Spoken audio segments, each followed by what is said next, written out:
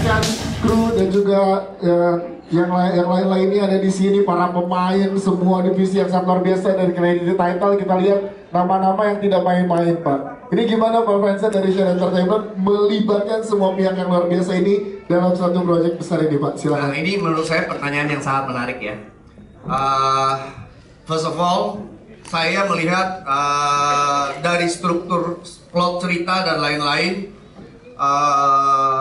awalnya saya berpikir ini adalah strategi kita bagaimana secara promo dan secara karakter yang inline dengan plot cerita. Ada, as you guys know, ada Ismi, ada Hana, ada Amanda dan teman-teman lainnya. First, the structure saya lihat ada Frisley di sini yang kuat di YouTube. Ada Amanda Rigby yang kuat di TV station. Ada Ismi yang jago banget sama pencak silat di sini dan to be honest, saya ngobrol sama Ismi itu dari 2021 bulan 9 ya Mi ya,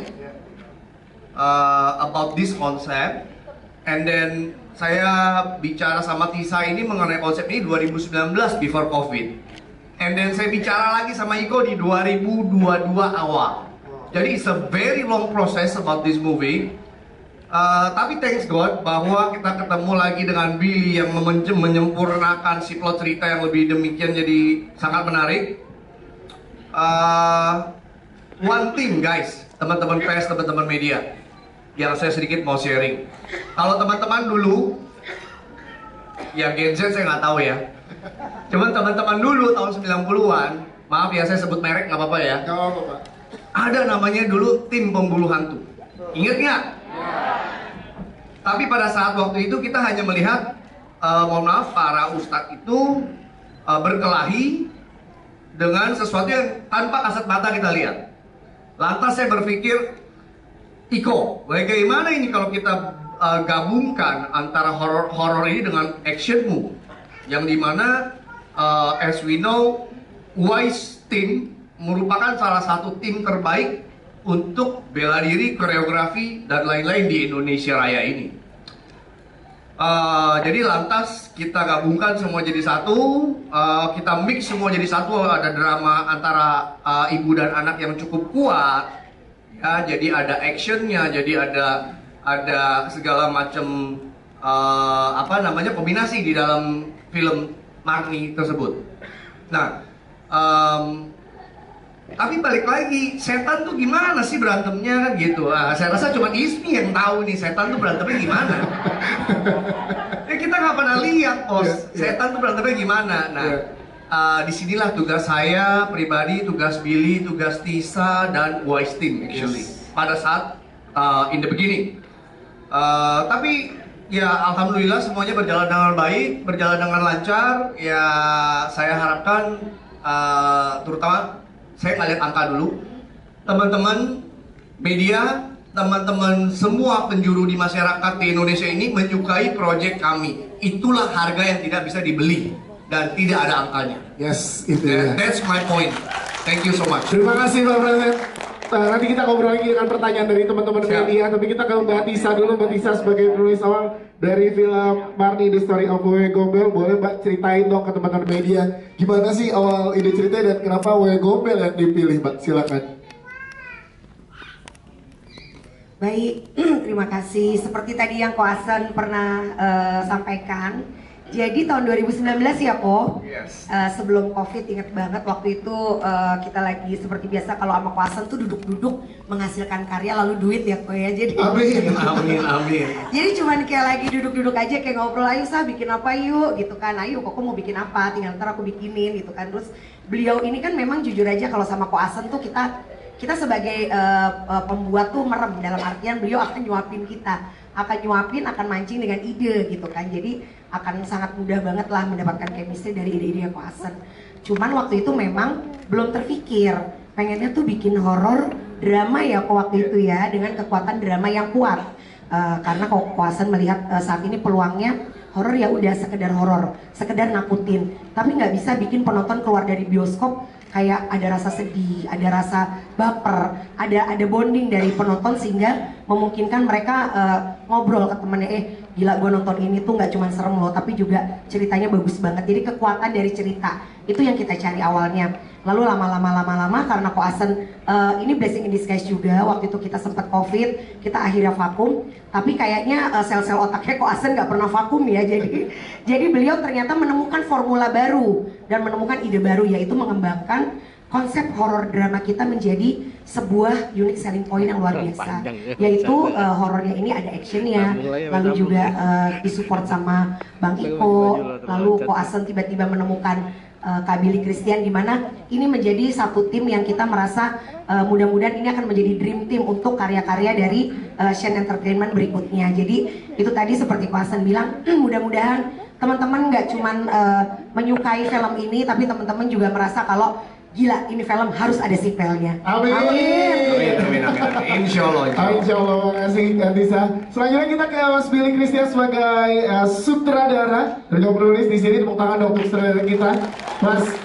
Menarik, pengen boleh diceritain ke teman-teman media gimana treatment yang seorang Mas Billy berikan kepada teman-teman cast di sini, Mas. Silahkan dengan cerita dan juga treatment yang tadi kita lihat sangat luar biasa delivery-nya. Ya, sebelumnya terima kasih buat teman-teman yang udah datang. Untuk pertanyaannya, treatment yang terpenting untuk seorang kreator, seorang sutradara adalah dia bisa menyampaikan visinya. Dan biasanya saya kalau bikin film, saya bertanya ke diri sendiri, kenapa saya harus buat film ini? Kenapa orang lain harus tahu tentang film ini? Kenapa orang lain harus menonton film ini? Artinya saya punya tanggung jawab moral di situ. Lalu kemudian itu dituangkan ke dalam cerita dengan kesempatan yang sangat bebas yang Koasen kasih ke saya untuk mengolah kembali cerita yang udah ada Tisa tulis. Dan di sini saya berusaha untuk mulai memasukkan kegelisahan-kegelisahan saya tentang apa yang terjadi di sekitar saya, khususnya tentang perempuan. Dari sana keluarlah sebuah cerita hubungan keluarga, hubungan tentang perempuan dari masa ke masa, bahwa perempuan itu selalu memiliki beban, label, selalu berusaha ditindas, tapi mereka juga ada usaha untuk melawan. Tapi sayangnya dalam hal ini cara mereka melawan itu malah menjadikan diri mereka seorang monster yang sangat berbahaya buat diri mereka sendiri dan juga orang sekitarnya. Dengan pesan ini, saya berusaha untuk beritahu kepada semua cast yang memang sengaja saya buat mereka 80% itu perempuan semua. Karena mungkin satu-satunya ini adalah cara untuk berbicara tentang perempuan. Dan juga setiap cast saya bilang, kenapa sih karakternya seperti ini? Setiap karakter punya perjuangan. Jadi di sini bukan film horor yang saya menampilkan hantu, ya udah yang hantu doang yang bunuh-bunuh. Tapi saya membuat Marni sebagai karakter yang memiliki dimensi, sebagai karakter yang bertransformasi menjadi werewolf dengan alasan yang sangat clear. Dan ini ada hubungannya inline dengan karakter yang lain. Dan saya sangat terbuka banget untuk setiap cast di sini terjadi percakapan ya dengan karakter-karakter mengenai bagaimana mereka harus menyikapi, mengembangkan karakter-karakter ini, dan I'm very open dengan percakapan seperti itu. Yes, itu dia, tepuk tangan dong untuk Mas Billy. Thank you Mas Billy, ceritanya sangat luar biasa dan diberikan kebebasan juga untuk setiap peran yang ada di sini berdiskusi untuk karakternya ya. Ya, thank you Mas Billy, nanti kita ngobrol dengan teman-teman media lagi. Sekarang kita ke Mr. Im Haejun. Ada Jaden di sini akan mengartikan dalam bahasa Korea. Mungkin akan nanti dibantu Mas Jaden untuk Mr. Im Haejun. Karena pertanyaannya adalah Indonesia kan adalah negara yang memiliki keunikan apalagi dari segi hantu. Ya kan, banyak yang di negara-negara lain tidak punya. Kayak Wewe Gombel hanya punya di Indonesia ya. Oh iya, udah pernah lihat ya Bang? Baru ya di film tadi ya. Nah, Ini gimana Mr. Imajun menyikapi ini karena melihat potensi untuk international market? Silakan Mas Jedin. 예, 인도네시아 같은 경우에는 이게 여러 유령들이 많이 있는데 귀신 문화가 있고 특히 이제 외외 공발도 인도네시아에만 있는 귀신인데 그러면 혹시 이제 대표님께서 생각하시기에 이 인도네시아의 이런 그 귀신 문화와 이런 호러 영화들이 인터내셔널 마켓에서 어떤 의미를 가질 수 있을지 그리고 가능성은 어떻게 될지 궁금하십니다. 먼저 저에게 이런 인도네시아 영화에 발전을 할 수 있는 기회와 이걸 초청을 해주셔서 너무 감사하다는 말씀을 좀 드리고 싶습니다. Pertama saya sangat terima kasih bahwa bisa dapat kesempatan untuk membantu industri film Indonesia berkembang. 션 엔터테인먼트의 프랜스에 대해서 감사드립니다. Terima kasih untuk Bapak Fransen juga untuk Shin Entertainment 마르니에 계신 이 고생하시는 배우님 dan semua aktor-aktor 마르니 artis 계시는 또 관중 여러분께 dan semua orang-orang yang lagi ada tamu-tamu di sini. 그리고 방금 말씀하신 거에 대해서 이제 답변을 드립니다. Dan ini pendapat saya. 아시아 문화에는 무속 신앙을 가지고 한 영화들이 굉장히 많습니다. Sebenarnya di Asia itu emang banyak punya kayak hantu-hantuan gitu di Asia 일본의 memang ada. 링이라는 영화라든지 Di Jepang kan ada Ring 한국의 filmnya. 여러분들이 아시는 뭐 파묘 Di Korea juga udah ada kan film baru 곡성. hantu kayak Goksong. 이런 프로그램들이 지금 많이 흥행을 하고 전 세계에서도 많이 알려지게 되고 흥행을 하고 있죠. Dan ini emang sempat laku di dunia. 그런 film Jepang. 일맥상통하는 것에서 마르니가 전 세계로 인터내셔널 나가는 것은 아마 대박이 나는 것에서 믿어 의심치 않고 있습니다. Jadi dia juga sangat yakin bahwa Marini juga kan bisa jadi terkenal di dunia juga pasti. Dan film industri horror, film horror di Indonesia juga pasti ada kesempatannya untuk dapat nama di dunia market. 지금 마르니가 인도네시아에서만 방영을 하고 있지만은 충분히 한국에서, 일본에서, 아시아에서 그리고 더 나가서 미국까지 진출할 수 있을 거라 저는 믿어 의심치 않고 있습니다. Saat ini kan emang kan di Marini kan lagi tayangnya di Indonesia dulu kan. Tapi dia yakin dia itu Marini itu bisa masuk ke Korea, Jepang, apalagi ke Amerika. 마르니 사랑하고 파이팅입니다. Marini sarangnya fighting. Thank you, Mr. Imajun, thank you. Mas Jedin tetap boleh di sini, nanti mungkin ada pertanyaan dari teman-teman media. Sebelum ke jajaran kes sedikit setelah dari Mr. Imajun ke Bang Fransen, Pak. Berarti ini akan nggak hanya di Indonesia atau gimana Pak yang bisa diumumin ke teman-teman media Pak? Gini guys, kenapa ada tiba-tiba ada Korean company JJ Group Entertainment, Mr. Im Hajun. Saya melihat potensi begini guys, bahwa Indonesia punya populasi begitu besar yang dimana masyarakatnya suka banget dengan Korean artis, actor, film, series dan lain-lain. It's all about Korean. Korean lagi booming apa? Indonesia ikut. Oke, jadi saya lihat ini ada potensi untuk perfilman kita di Indonesia ini menjadi jauh lebih baik lagi. Tapi untuk menjadi lebih baik lagi, of course the quality have to be good, have to be better. And then pada saat saya ketemu Pak Im Hajun ini, saya just talking about business and then kita masuk ke dunia perfilman. Thanks God bahwa dari pihak perfilman di Korea sendiri sangat mendukung perfilman di Indonesia. Dan good newsnya confirm bahwa Marni akan tayang di Korea. With Im Hajun, Mr. Im Hajun. Yes.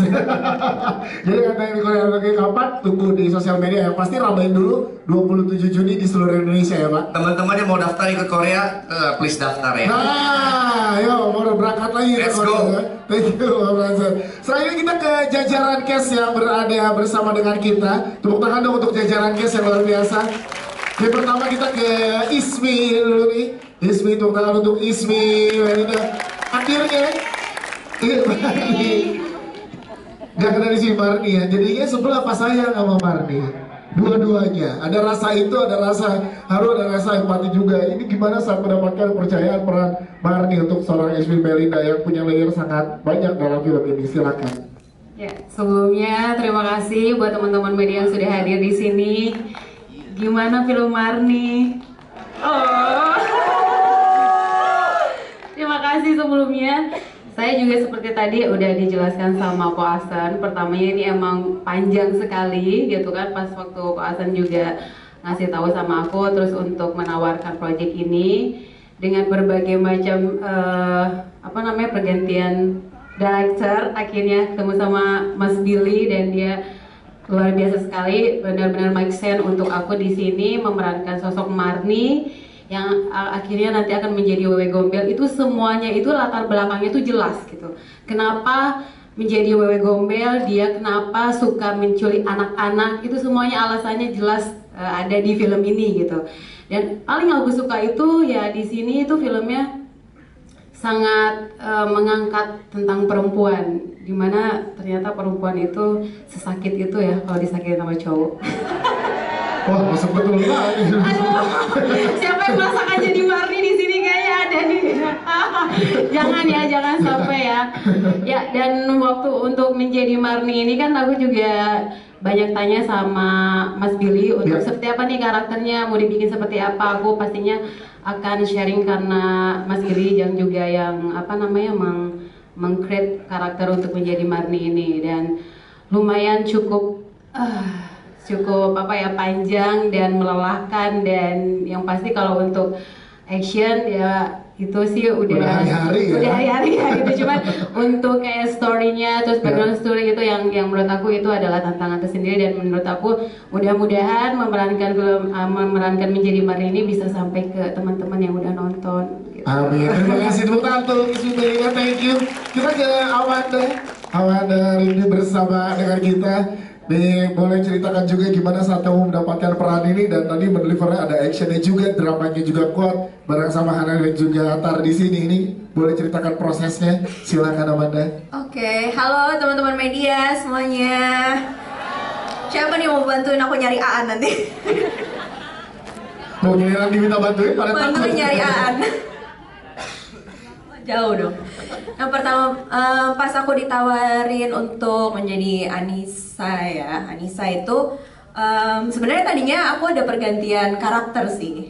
Pergantian karakter nih aku. Awalnya itu Kak Billy menawarkan aku karakter yang cukup unik ya, karakter.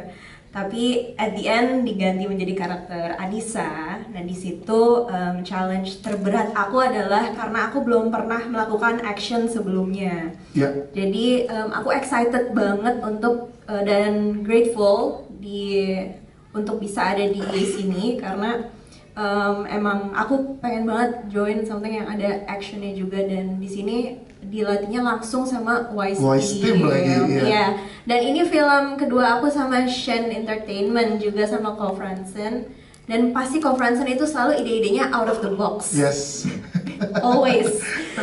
Iya, jadi mengagetkan kita juga. Jadi emang aku grateful banget sih ada di sini, dan semoga semuanya suka sama film Marni, dan nanti tanggal 27 juga semoga Marni diterima dengan baik. Amin. Dan bisa menghibur semuanya. Amanda, ini kan berarti action bareng sama Wise Team workshop berapa lama untuk seorang Amanda? Karena kan kita tadi dengar baru nih untuk action. Nah, berarti prosesnya berapa lama tuh menjalani workshop untuk action? Awalnya sih obrolannya udah cukup lama ya. Latihannya kurang lebih sebulan. Sebulan. Yang berkesan gimana saat sama Reza atau sama Ismi berantemnya pakai sling dan lain-lain tuh, boleh ceritakan ke teman-teman media? Nah itu juga untungnya action pertama aku, walaupun tidak terlalu banyak seperti kalian ya, itu langsung sama Reza sih. Aku sama Reza, dan Reza itu sangat membantu banget, dan ada sama Kak Danish juga. Dan lucunya tuh di sini tuh semuanya tuh kayak keluarga. Jadi kadang tuh Kak Hana kan juga banyak action ya. Walaupun nggak ada scene-nya tapi ngejagain depan monitor. Selalu. Jadi kayak ibu beneran. Iya. Jadi ngerasa nyaman dan aman dengan teman-teman yang ada di sini. Nyaman. Jadi seneng banget to be a part of Marni, karena walaupun ini film horor tapi syutingnya tuh tidak terasa horor. Siap, tepuk tangan dulu Amanda, thank you Amanda. Silakan Hana Rashid. Menariknya di sini peran sebagai ibu punya kekuatan yang kuat juga dan mengagetkan ya, nggak boleh spoiler tapi mengagetkan di dalam cerita ini, peran yang dibebankan oleh Hana. Ini gimana melihat horror action loh di Marni ini, silakan. Hai teman-teman, senang banget bisa ketemu sama teman-teman lagi. Seru sih, memang pasar film horor Indonesia udah banyak sekali. Yes. Jadi memang rasanya tantangan untuk para filmmaker Indonesia adalah mencari cara baru untuk menceritakan sesuatu dengan nuansa horor dan sangat menarik proses berkolaborasi sama Mas Billy, sama OYS Team dan teman-teman semua. Film horor action tapi yang sangat kuat di cerita dan punya fondasi cerita dan apa yang ingin disampaikan cukup kuat sih dan itu adalah salah satu ketertarikan dengan kenapa bisa ambil project ini dan memang seperti Amanda bilang di saat kita semua udah merasa seperti keluarga, udah benar-benar saling menjaga, saling membahagiakan di lokasi horor banget. Mas Billy, terima kasih banyak. Jadinya sangat gampang dijalankannya. Aku udah main beberapa film horor dan ini pengalaman yang paling tidak horor justru. Yes. Yang benar-benar sans banget nih walaupun tempatnya horor tapi kayak baru tahu itu semua setelah syuting. Nah, ternyata. gimana? Boleh kasih cerita dong ke teman-teman media. Horor apa teman-teman? Kita belum bahas ya Mas Billy sebenarnya. Aku dengar setelah proses syuting bahwa ternyata di kamar Rahayu ada orang yang pernah meninggal. Yo. Ikan nggak tahu itu ya waktu syuting ya. Terus aura-aura dari si kamar ini udah diceki-ceki ya Mas Frisly sama Mas Billy. Jadi memang dipasangin. Oh Rahayu energinya harus kayak gini, ya udah kamar ini untuk Rahayu. Membantu sih, tapi pas tahu kayak udah langsung ke AD kayak, bro ini nggak ada lagi kan adegan di kamar ini? Nggak ada bebas. Oke, alhamdulillah aja. Kayak mau gimana lagi, tapi semua dari pihak Shen, dari pihak RA, dari pihak semua yang terlibat benar-benar udah membuat kita nyaman banget menjalankan tugas yang sangat berat ini. Yes. Dan semoga teman-teman menikmati tadi.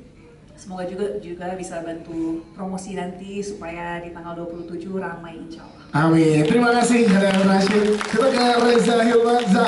Ini menariknya di sini peran lo ternyata yang tadi Mas Billy dan juga Pak Fransen jelasin gitu ya.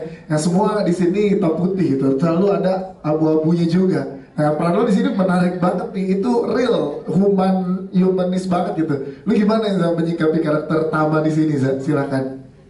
Iya, jadi memang begitu ada tawaran ini, saya diskusi dengan Mas Billy. Mas Billy pun sangat open sekali ketika gimana caranya aku kan awalnya tuh yang keset adalah oke, Tama nih Ustadz, tapi gimana caranya tetap realistis dengan di usianya dia yang masih remaja gitu. Jadi secara pengetahuan, knowledge-nya dia nggak terlalu settle seperti Ustadz biasanya gitu.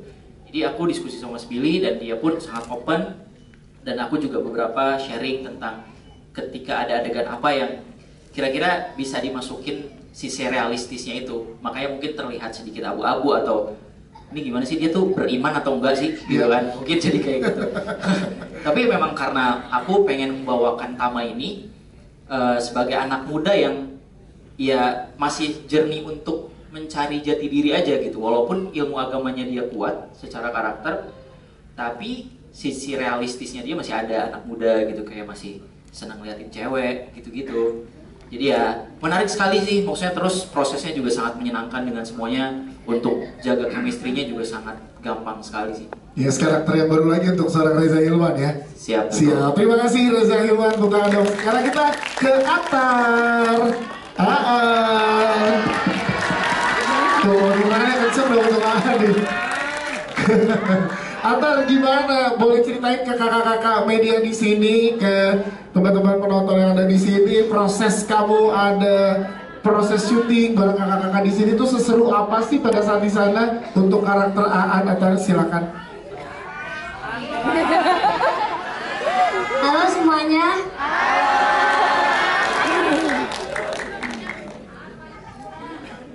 Pas syuting itu kakak-kakaknya baik banget, perhatian banget, seru-seru banget.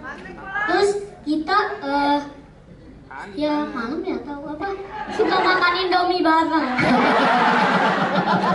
Jadi senang ya makan-makannya terus ya kamu ya. Tapi kamu sempat ada takutnya kan, ada berhadapan dengan ininya gitu, Marninya di sini gitu kan, make upnya juga udah beda dari Tante Ismi, dari Kak Ismi gitu. Terus yang lain juga itu gimana kamu pada saat di proses syutingnya? Mungkin awalnya aku agak takut ya, tapi kan itu udah tahu itu kan bohongan. Jadi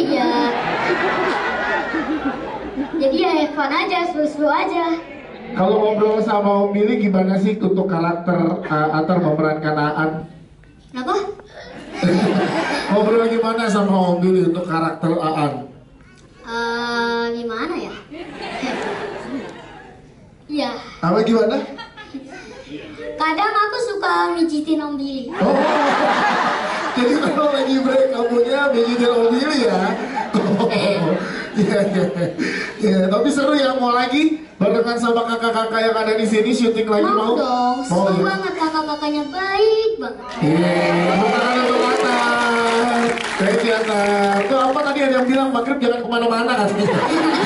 Jangan keluar. Terima kasih Atar ya. Thank you. Thank you. Kita ke Frisley menjadi beda saat di film kamu banyak nih.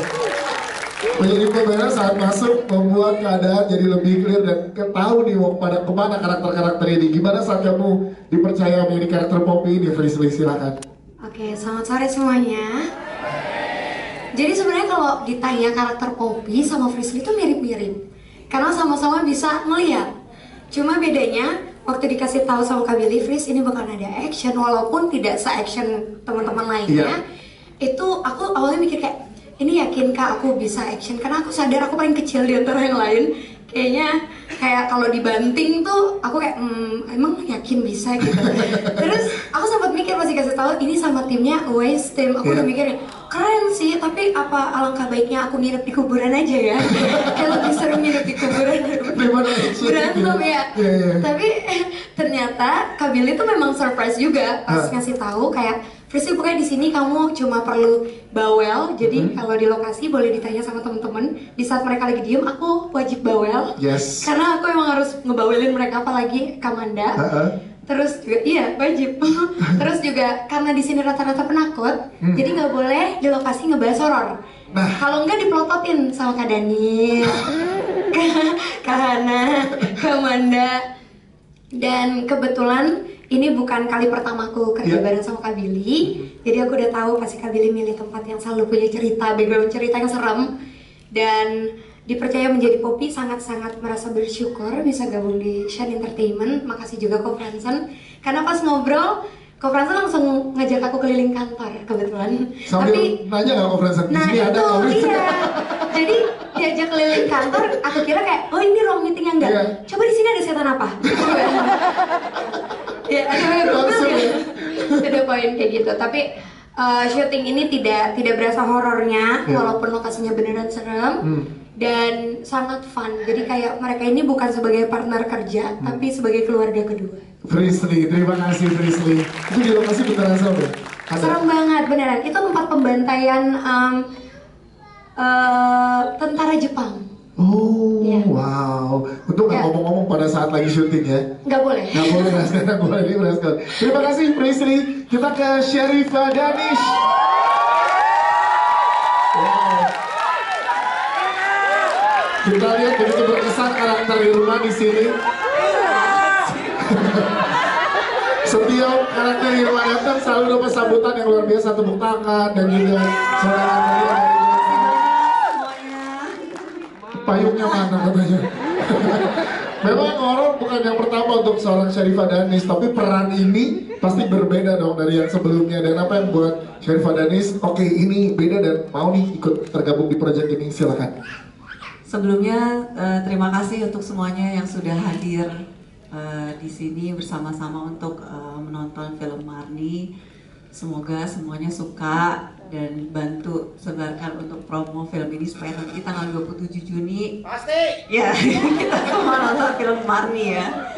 Awalnya tuh dulu waktu ngambil film ini sebelumnya Mas Billy itu kabarin saya. Jadi to be honest saya adalah yang terakhir masuk dalam project ini gitu. Dan dia ngabarin, Danish ini saya lagi ada ngerjain project dan sepertinya kamu adalah orang yang cocok untuk memerankan karakter Irma ini. Terus pas dikirim sinopsisnya, terus dikirim skenarionya, saya ngerasa kayak wah ini menarik banget karakternya. Buat saya itu Irma ini adalah seorang orang dengan gangguan kejiwaan kan. Kalau buat saya sebagai seorang aktris, saya ingin bisa mengeksplor segala macam karakter. Saya tidak ingin typecast, dan ini adalah salah satu karakter yang saya ingin perankan gitu. Terus akhirnya pas baca kayak, wah ini kayak menarik banget.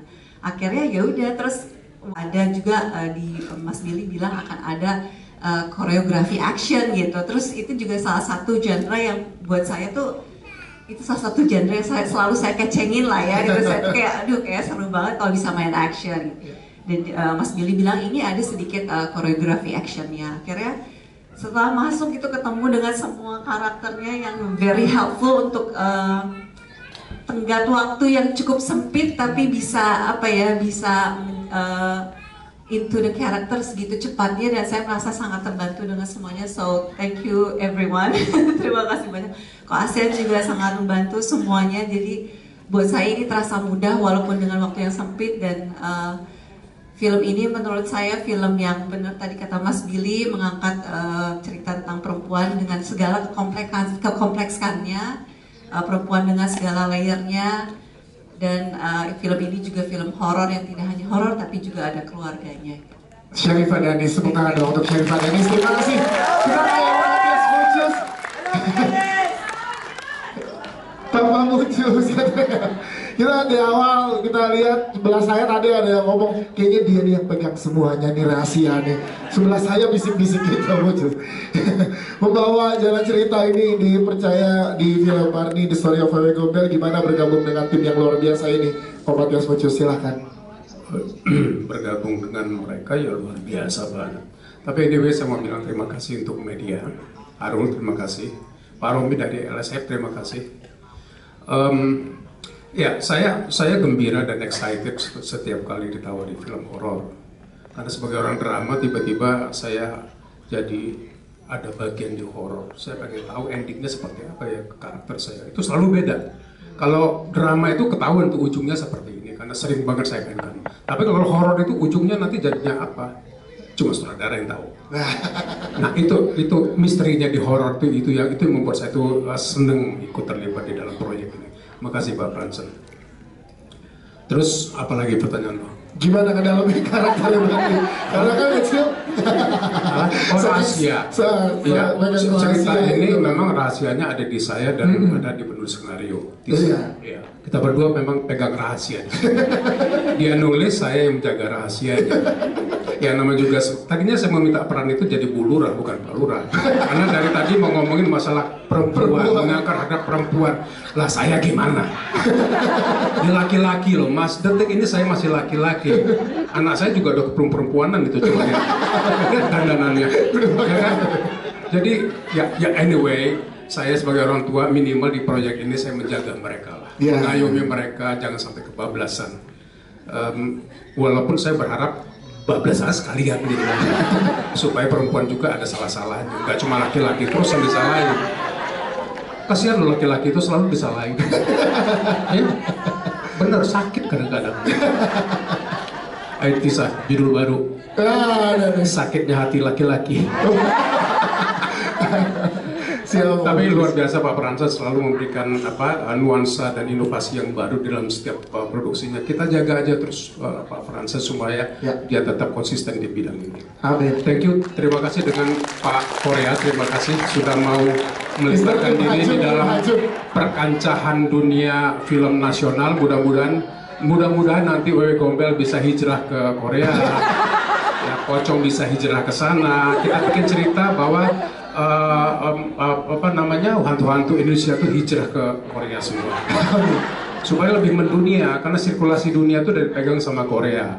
Yang mudah-mudahan nanti Indonesia menyusul ya Pak Pransen. Amin. Terima kasih. Terima kasih semuanya.